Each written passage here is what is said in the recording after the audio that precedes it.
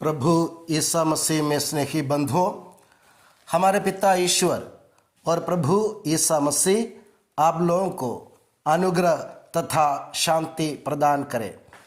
बड़े उपवास काल के दूसरे सप्ताह में माँ कलीसिया ईश्वर द्वारा घृणित एक बड़े पाप के बारे में हमें अवगत करना चाहती है, और वो पाप है पाखंड। अपने आम जीवन की शुरुआत करते हुए प्रभु ईसा मसीह ने आशीर्वचन सुनाया। उसके तुरंत बाद उन्होंने पुराने विधान और नए विधान के बीच का फर्क बताया, यानी पुराने नियमों की जगह नए नियमों को लागू किया। उसके उपरांत प्रभु ईसा मसीह लगातार लोगों को चेतावनी देते हुए पाखंड रूपी पाप का विरोध करते हैं। अध्याय 6 में लगातार 5 बार प्रभु लोगों को पाखंड के प्रति जागरूक करते हैं और ये बतलाना चाहते हैं कि पाखंड ईश्वर की दृष्टि में हमेशा ही घृणित अपराध है। अध्याय 6 वाक्य 1, सावधान रहो, लोगों का ध्यान आकर्षित करने के लिए अपने धर्म कार्यों का प्रदर्शन ना करो। वाक्य 2, जब तुम दान देते हो इसका ढिंडोरा नहीं पिटवाओ। ढोंगी सभागृहों और गलियों में ऐसा ही किया करते हैं। 5, ढोंगियों की तरह प्रार्थना नहीं करो। अध्याय 6 वाक्य 7, प्रार्थना करते समय गैर यहूदियों की तरह रट नहीं लगाओ। अध्याय 6 वाक्य 16, ढोंगियों की तरह मुंह उदास बनाकर उपवास नहीं करो। लगातार 5 बार प्रभु ईसा मसीह ढोंगीपन एवं पाखंड पर अपना कड़ा तेवर दिखाते हुए अपने सार्वजनिक जीवन के कार्यकलापों की अतिश्री करते हैं, और प्रभु ये सत्य बतलाना चाहते हैं कि ढोंगी और पाखंडी लोग ईश्वर के राज्य के लायक नहीं होंगे। इन सब के निष्कर्ष के रूप में अध्याय 7 वाक्य 21 में प्रभु फिर कड़ी चेतावनी देते हैं कि अधर सेवा करने वाले, यानी होंठों से प्रभु नाम लेने वाले पाखंड के शिकार हैं। वे सब के सब ईश्वर के राज्य में प्रवेश नहीं करेंगे। इस कथन और चेतावनी की पृष्ठभूमि नबी यशायाह का ग्रंथ अध्याय 29 वाक्य 13 है, जहाँ होंठों पर इस्राएल के प्रभु ईश्वर का नाम लेकर दिल दूसरे देवताओं पर लगाने वाले एवं बाल देवता की उपासना करने वाले विद्रोही एवं घमंडी लोगों के पाखंड पर नबी यशायाह कठोर प्रहार करते हैं।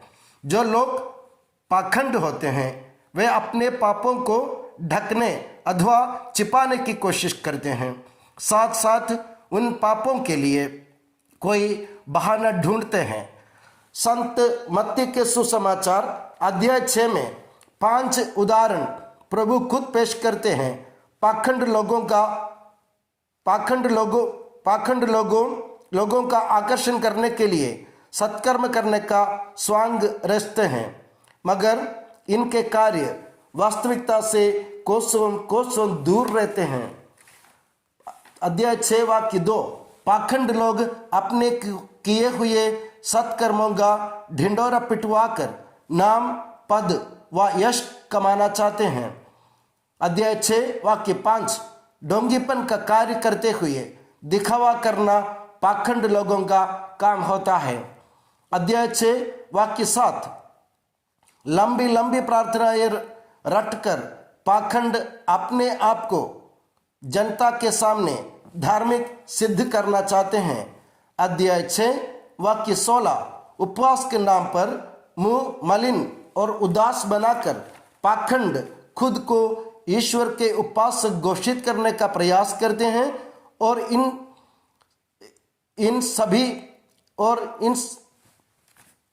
इन सब की चरम सीमा पर ये फालतू ईश्वर का नाम पुकारते हैं। प्रभु यीशु हमें इसके बारे में चेताते हैं और कहते हैं कि पाखंड अहंकार का नतीजा है। इस्राएली लोग अहंकार के शिकार थे, इसलिए वे पाखंड के चपेट में आ गए। जो पाखंड के चपेट में आता है वो ईश्वर द्वारा घृणित सबसे बड़ा अपराध मूर्ति पूजा यानी पुराने विधान की भाषा में बोले तो व्यभिचार के शिकार होते हैं। इस्राएल की प्रजा को ईश्वर ने अपनी दुल्हन के रूप में अपनाया था, मगर इस्राएल ने अपने पाखंड के चलते अन्य देवताओं की उपासना की। इस तरह सारी इस्राएल जनता व्यभिचारी बनी, जो ईश्वर के खिलाफ बहुत बड़ा अपराध होता है। रोमियो के नाम पत्र अध्याय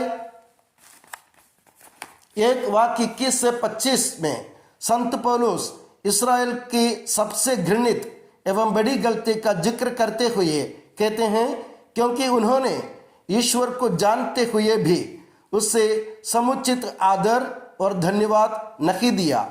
उनका समस्त चिंतन व्यर्थ चला गया। वे अपने को बुद्धिमान समझते हैं, किंतु वे मूर्ख बन गए हैं। उन्होंने अनश्वर ईश्वर की महिमा के बदले नश्वर मनुष्य, पक्षियों, पशुओं तथा सर्पों की आकृतियों की शरण ली। उन्होंने ईश्वर के सत्य के स्थान पर झूठ को अपनाया और सृष्ट वस्तुओं की उपासना और आराधना की, उस सृष्टिकर्ता के नहीं जो युग युगों तक धन्य है। मेरे प्यारे बंधुओं, यह पाखंड का नतीजा है, घमंड का कुल जोड़ है। पाखंड करने वाले सबसे पहले खुद को, फिर दूसरों को और ईश्वर को धोखा देते हैं, जो ईश्वर की नज़र में घृणित एवं दंडनीय अपराध है। संत कबीरदास जी भी पाखंड पर प्रहार करते हुए कहते हैं, अंदर कुछ बाहर कछु यह बगुला की टेक, इससे तो कौवा भला अंदर बाहर एक। यानी कथनी और करनी में फर्क ईश्वर की दृष्टि में घृणित है। कबीरदास जी कहते हैं, अंदर कुछ और बाहर और कुछ है, तो यह बगुला जैसा पाखंड है। जैसे बगुला एक पैर में खड़े होकर किसी नदी या तालाब के किनारे ध्यान करता है। देखने वाले सोचते हैं कि बगुला एक पैर में खड़ा होकर ईश्वर की उपासना बड़ी तपस्या के साथ कर रहा है, मगर हकीकत यह है कि वह मछली पकड़ने की ताक में खड़ा है। बगुला बाहर से सफ़ेद और सुंदर दिखता है, मगर अंदर से वो काला ही काला है। कौवा इससे अच्छा इसलिए है कि वो अंदर बाहर एक जैसा ही है।